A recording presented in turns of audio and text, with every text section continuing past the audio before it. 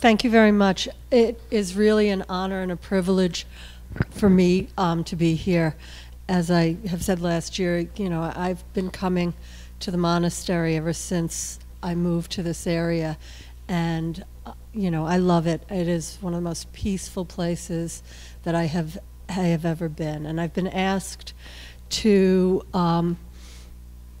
give a prayer for peace, and unable to come up with one that was erudite and eloquent enough. I've chosen a selection by Dr. Jane Goodall.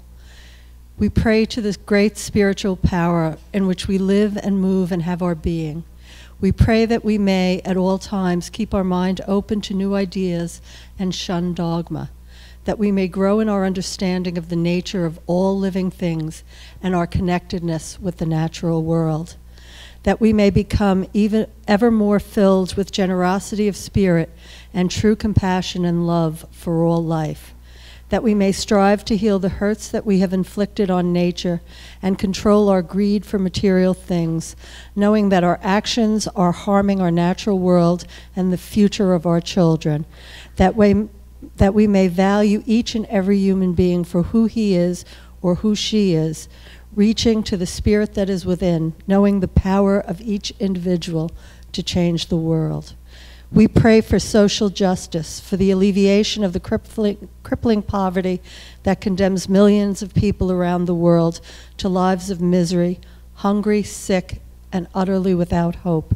We pray for the children who are starving, who are condemned to homelessness, slave labor, and prostitution, and especially for those forced to fight, to kill, and torture even members of their own family.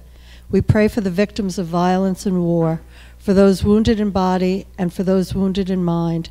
We pray for the multitude of refugees forced from their homes to alien places through war or through the utter destruction of their environment. We pray for an end to cruelty, whether to humans or to animals, for an end to bullying and torture in all its forms. We pray that we may learn the peace that comes with forgiving and the strength we gain in loving, that we may learn to take nothing for granted in this life, that we may learn to see and understand with our hearts, that we may learn to rejoice in our being. We pray for these things with humility. We pray because of the hope that is within us and because of a faith in the ultimate triumph of the human spirit. We pray because of our love for creation and because of our trust in God. We pray above all for peace throughout the world. Thank you.